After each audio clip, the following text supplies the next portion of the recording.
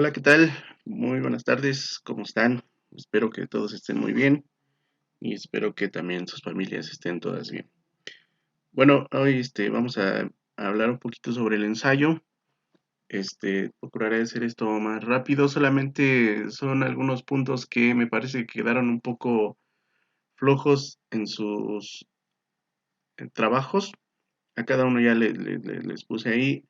Hubo unos trabajos muy interesantes, son buenos resúmenes, vamos, en cuanto a que se les solicitó un resumen.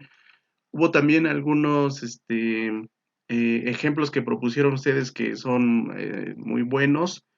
Varias personas ejemplificaron con algunos de los ensayos contenidos en El laberinto de la soledad y me parece muy acertado. Efectivamente, todos esos textos son ensayos y son una muestra este, muy ad hoc, digamos, ¿no? Son muy precisos esos ensayos y son un claro ejemplo de cómo se construye un ensayo. También por ahí habían mencionado o mencionaron La visión de Anáhuac, otro ensayo perfecto, muy deleitable, igual incluso con la misma temática quizá, pero son ambos muy buenos ejemplos, ¿no? Algunos de ustedes también colocaron algunos ejemplos de algunas páginas por ahí medias raras. No quiere decir que no sean ensayos, que no se adequen, ya les comenté a cada uno de ustedes. El asunto es que no son propiamente ensayos literarios y algunos de ellos son más bien artículos, ¿no? Entonces, hay que tener mucho cuidado con lo que nosotros estamos intentando hacer parecer como un ensayo, ¿no? Y todo eso tiene que ver básicamente con la definición. Obviamente, este es un problema que no se va a solucionar ahorita, bueno, y ni siquiera es un problema, ¿no? Más bien es una cuestión de entendimiento y que no van a solucionar ahorita y seguramente van a empezar ustedes mismos a construir su definición de ensayo conforme vayan leyendo más ensayos, ¿no? Yo lo que sí les recomiendo es que lean muchos ensayos, incluso en algún momento van a decir, bueno, Liliana Weinberg tampoco tiene la razón, o le falla, o le falta, o podría complementar la definición, ¿no? Por eso les puse ahí una paginita también en donde ustedes pueden ver qué más está diciendo sobre el ensayo. También podrían consultar algunos otros libros que hablan sobre el ensayo, o leer muchos. Yo les podría recomendar, por ejemplo, la compilación de José Luis Martínez, son 2 volúmenes en el Fondo de Cultura Económica, se las recomiendo mucho, porque básicamente van ustedes a ver qué es el ensayo. Hay una recopilación de Conaculta también sobre el ensayo mexicano, también es muy buena. El mismo Fondo de Cultura Económica tiene otro libro que se llama este, um, Antología del ensayo cubano. Obviamente, como su nombre lo dice, son puros cubanos, pero son ensayos muy, muy buenos. Y otro sobre el ensayo hispanoamericano del siglo XX. El autor me parece, bueno, el compilador me parece que es un gringo, también en Fondo de Cultura Económica. Trae un montón de ensayos ahí y se pueden dar, y de todos los escritores son latinoamericanos, también como el título dice, son escritores reconocidos y ensayos muy reconocidos también. Entonces, con eso ya se podrían ustedes dar más o menos cuenta de qué es un ensayo, las variaciones que hay sobre él. Porque, como muchos de ustedes por ahí lo dijeron, recuerdo bien la introducción, por ejemplo, de Carolina, decía, bueno, creo que hasta hoy tengo un problema porque hasta hoy la definición de ensayo que yo tenía era otra, ¿no? Y efectivamente esa era un poco el objetivo de proponerles esta lectura de Liliana Weinberg, porque me parece que da en el clavo sobre lo que nosotros deberíamos de comprender por un ensayo. Obviamente, y aquí también quiero que quede algo muy claro, se trata de un ensayo literario. Si bien es cierto, hay ensayos filosóficos, y hay ensayos históricos, y hay ensayos científicos, a nosotros no nos interesan por ahora, ¿de acuerdo? Y no nos interesan porque no estamos estudiando ni historia, ni filosofía, ni nada de eso, sino básicamente literatura o algo que se le parezca a la literatura. Um, Eso no quiere decir que no nos metamos con algunas otras cosas, que no podamos leerlas, sí lo podemos hacer, pero nuestra materia también son los géneros narrativos no ficcionales, ¿de acuerdo? entonces estamos más empapados con los textos literarios, acuérdense que no ficcional no significa que no puedan ser literarios, y en este caso el ensayo entra en esta categoría. Eh, Bien, y por otro lado también para que el texto también tenía ahí un poco de jiribilla, para que ya no estemos diciéndole ensayos a nuestros trabajitos finales, ¿no? Nuestros trabajitos finales son eso nada más, trabajos finales, y que quizá se pueden acercar más a un artículo académico, ¿no? He leído también muy buenos trabajos finales que se acercan mucho a esta definición de ensayo, bueno, a las características del ensayo tal y como las propone Weinberg, pero sí tendríamos que ser muy precisos al respecto, ¿de acuerdo? Y de una vez aprovecho para decirles algo que también noté, o me parece que alguien me preguntó, no recuerdo quién, la verdad, me preguntó, o vi ahí más bien en sus trabajos, sobre pues, el ensayo académico. Si ustedes recuerdan, como una forma con la que se pueden titular ahí de la licenciatura es escribiendo un ensayo, pero es un ensayo académico. ¿Cuál sería la diferencia entre un ensayo así como lo propone Weinberg y un ensayo académico? Pues básicamente el ensayo académico tiene muchísimo más rigor. Ustedes tienen que presentar sus fuentes, tienen que presentar la bibliografía bien determinada, tienen que hacer una proposición, es decir, una hipótesis de la cual van a partir, tienen que justificarlo. Básicamente es una tesis. Obviamente hay un poco más de libertad en la escritura y en el aventar opiniones, pero esa libertad siempre deben de tenerlo en cuenta por si deciden utilizar esta modalidad de titulación, siempre va a estar restringida, ¿no? Limitada a lo académico, que no se les olvide eso, este, por favor. Bien, vamos un poquito ya con Liliana Weinberg. Es una presentación extensa la que tengo aquí, así que me voy a pasar algunas láminas, porque ya algo quedó muy claro. No son varias, principalmente son tres cosillas las que me interesa, tres, cuatro cosillas las que me interesa rescatar, que creo que en la mayoría de ustedes no quedaron, por lo menos al leer sus trabajos me di cuenta que no habían prestado mucha atención a ello, que se lo habían pasado de pronto o ni siquiera lo mencionaron, ¿no? Lo cual se me hace, bueno, no grave, pero sí me parece que es fundamental que los puntos que voy a tratar aquí deban de considerarlo siempre en los ensayos. Por principio, ¿qué entendemos por un ensayo? O a simple vista, ¿cuál es la opinión que se tiene del ensayo?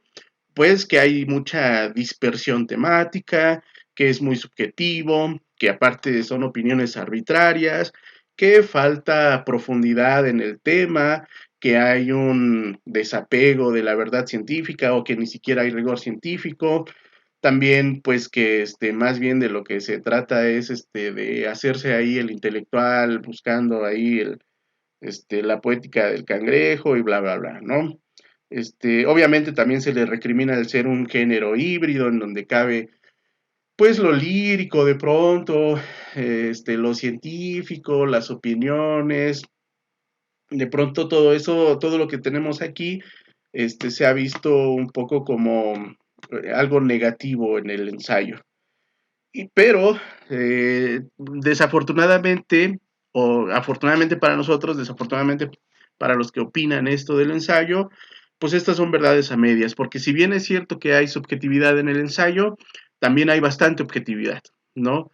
El ensayista aprende una cosa, y es que mi visión va a estar siempre dada por lo que mientras más conozca de un tema, más puedo dar una opinión, básicamente así en esas palabras, ¿no?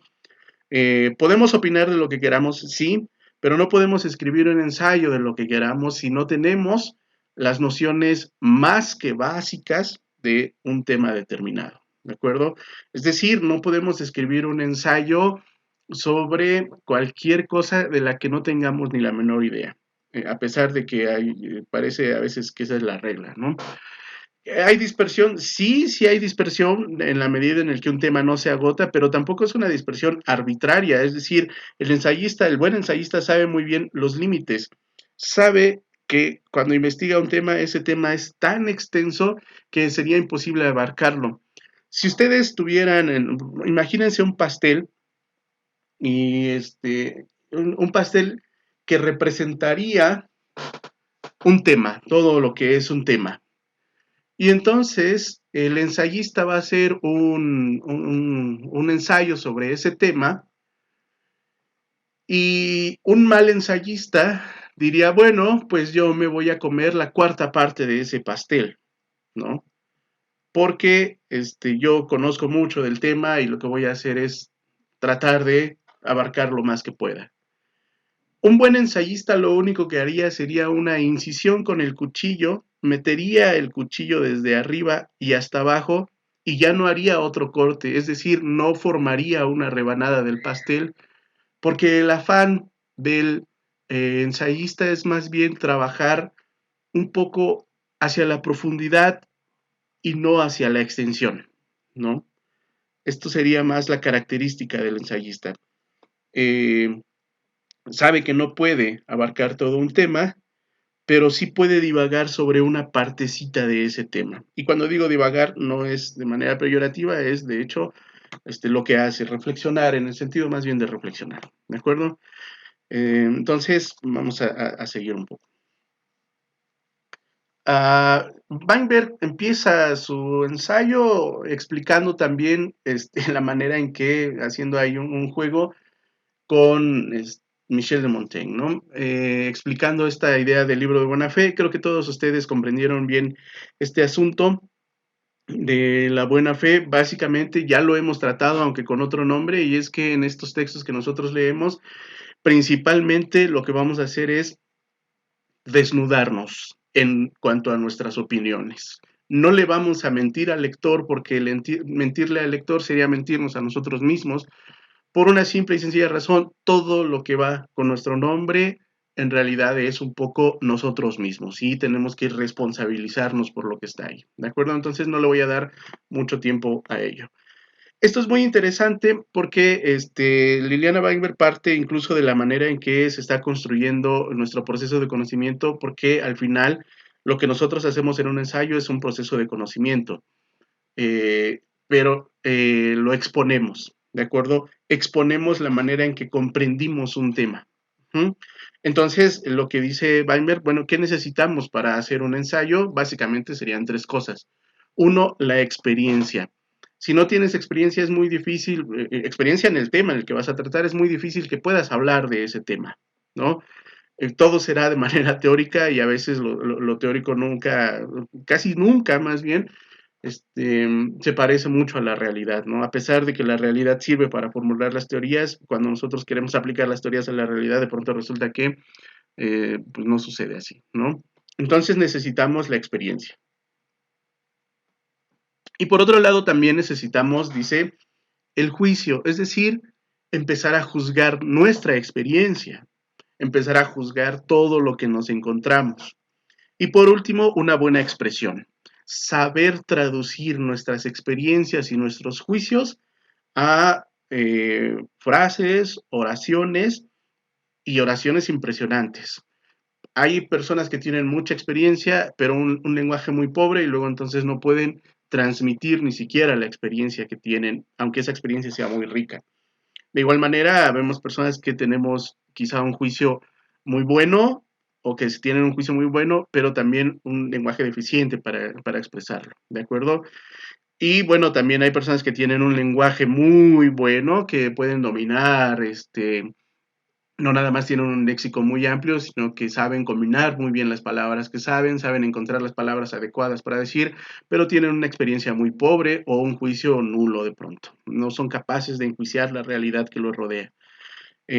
Para que un ensayo funcione tiene que haber las tres cosas.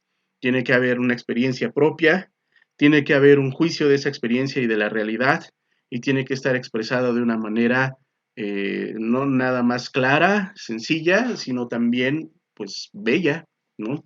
Porque ahí está un poco la parte literaria del ensayo. Uh-huh. Estos ejemplos que ustedes proponen, el laberinto de la soledad de Octavio Paz y sobre todo la visión de Anáhuac, Alfonso Reyes son ejemplos de experiencia, juicio y lenguaje. Los dos ensayos son bellísimos. Yo me enfocaría mucho en la visión de Anáhuac.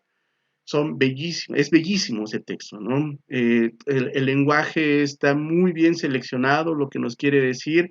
Obviamente, Alfonso Reyes emite bastantes juicios, juzga la historia, el pasado, juzga también al conquistado y al conquistador, juzga en la manera en que ahora nos acercamos a la poesía náhuatl en algún momento, pero también parte de su experiencia, ¿no? Y esa experiencia es estar lejos de México en ese momento. Recuerden que ese ensayo lo escribe en España, ¿no?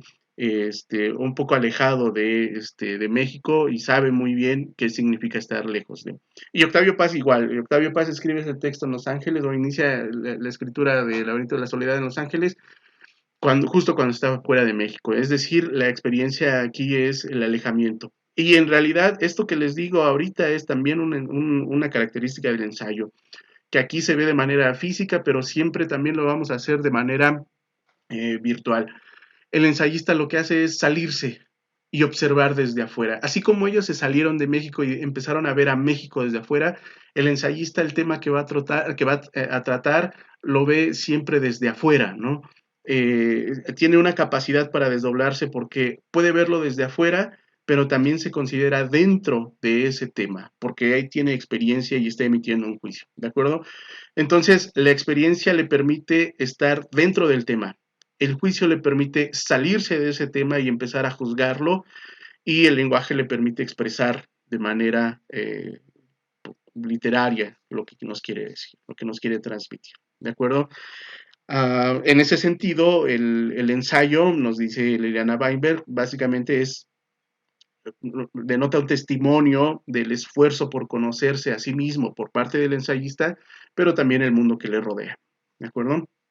Esto es muy interesante. Todo ensayo nos va a remitir siempre a la perspectiva de quien lo escribe y también a su capacidad de juicio. ¿Mm?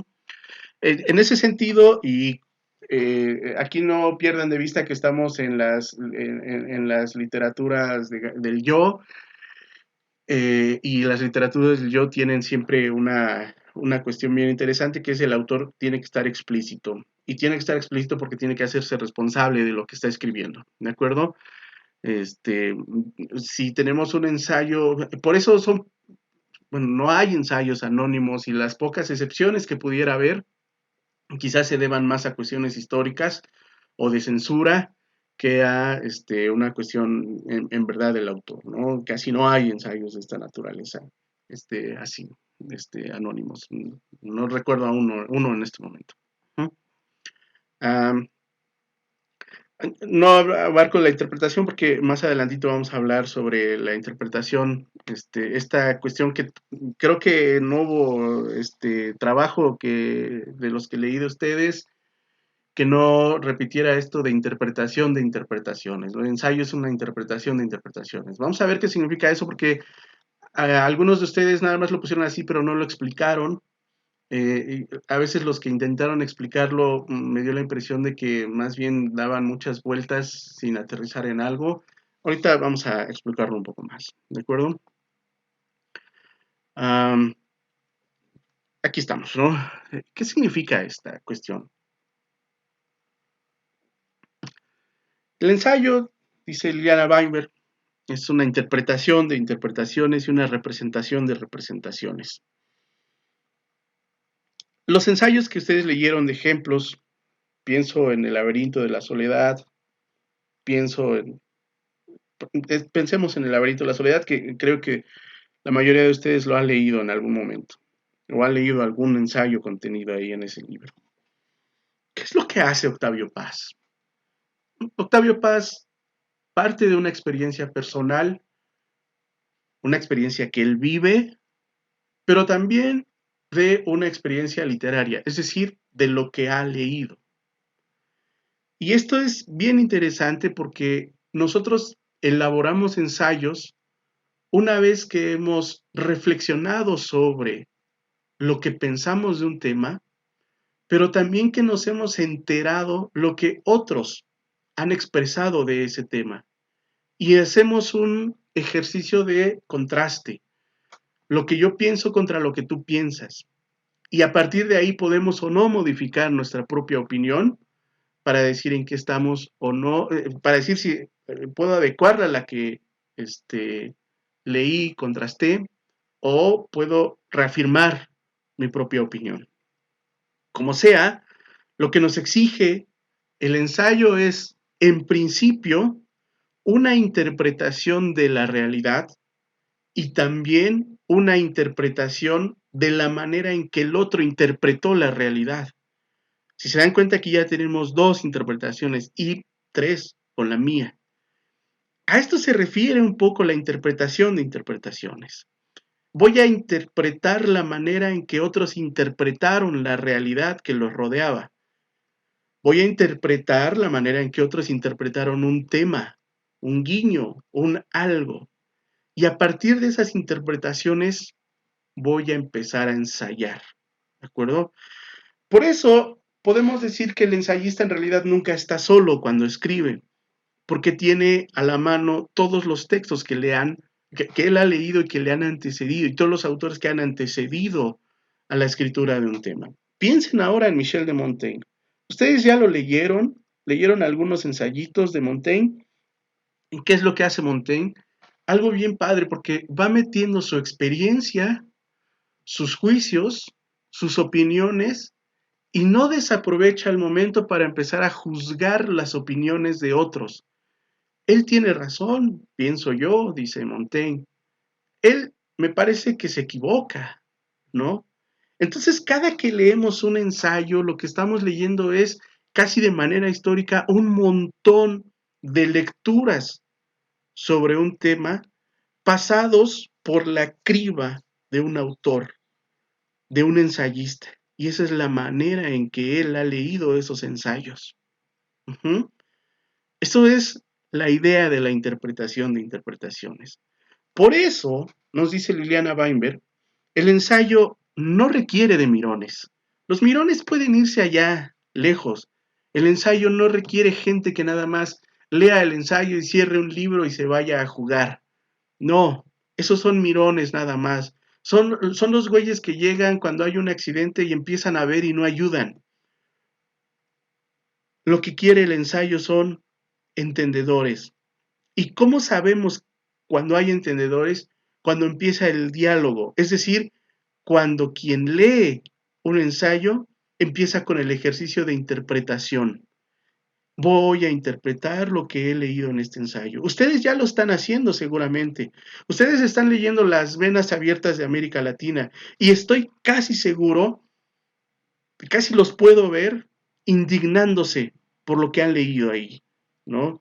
Dicen, ¿cómo es posible que se llevaron toda la plata de Potosí, ¿no? ¿Cómo es posible que dejaron hueco ese cerro de ahí, ¿no? Es decir, ustedes no están en un papel de mirones, sino en un papel de entendedores, que tienen que llevar hasta sus últimas consecuencias. Es decir, empezar a contrastar si lo que dice Galeano es verdad, qué otros autores dicen algo sobre él, qué pienso yo al respecto. Quizá no he ido a Potosí, en Bolivia, pero a lo mejor sí he ido a Tasco, ¿no? O quizá he ido a darme una vuelta a los portales y he visto cómo sigue todavía la explotación de la plata. Hay una diferencia quizá, ahora la plata se queda en México. O quizá ya, no sé, ustedes es lo que tienen que empezar a hacer, ¿de acuerdo? No quedarse nada más viendo, no quedarse de mirones, sino entendedores. Uh-huh. Y vean qué bonito. Entender va acompañado siempre del placer del descubrimiento, ¿no? Seguramente este texto de Eduardo Galeano nos está también llevando a nuestro descubrimiento de, ¿en serio América Latina ha sido así? ¿Siempre? ¿Pisoteada? ¿Mm? Bien, para Weinberg el ensayo entonces es el género en el que por excelencia podemos hacer siempre o llevar a cabo, dice ella, el proceso interpretativo. ¿Mm? Es decir, si queremos interpretar algo, lo vamos a hacer en el ensayo. Porque como ustedes ya se han dado cuenta, el ensayo no nada más significa verter mi opinión, sino también significa contrastarla con algunas otras opiniones. Y a partir de ahí establecer una interpretación. ¿De acuerdo? Es un poco, bueno, no un poco, es bastante difícil de pronto. No es nada más la idea del yo pienso, sino es la idea del yo juzgo, interpreto y plasmo. ¿Mm? ¿Cuándo empieza el ensayo? Según Liliana Weinberg. ¿Cuándo es posible poder decir aquí empieza el ensayo? Muy bonito. Cuando el ensayista manifiesta su deixis. Cuando dice yo aquí y ahora. Las deixis, la deixis, los deícticos son aquellas palabras que nos dicen desde dónde habla el autor, que nos dan las señas de identidad del autor. Uh-huh. Recuerden sus ejemplos de Laberinto de la Soledad y de la visión de Anáhuac. Hay algún momento en el que Octavio Paz dice yo y después también dice nosotros y luego dice empecé a escribir este libro estando en Los Ángeles. Y después dice, nosotros los mexicanos del centro. Y también en algún momento dice, en este momento, y se refiere a mitad de los 40, mitad de los 50, cuando empieza a escribir y sigue la escritura del ensayo y termina su texto, cuando lo publica. Es decir, los autores van dejando sus marcas de identidad. En el caso de la visión de Anáhuac, podemos ver que dice Visión de Anáhuac por Alfonso Reyes y que también tiene una fecha de publicación que siempre aparece, ¿no? Es decir, ellos mismos nos están diciendo desde dónde, cuándo y en qué momento. Uh-huh. Y quién, perdón, desde dónde, cuándo y quién está escribiendo. Ahí es cuando nosotros empezamos a entender qué es el deíctico, qué es la deísis, cómo se manifiesta. Y no es otra cosa más que los rasgos de identidad de los autores, que siempre van a estar presentes en el ensayo de manera evidente. ¿Mm?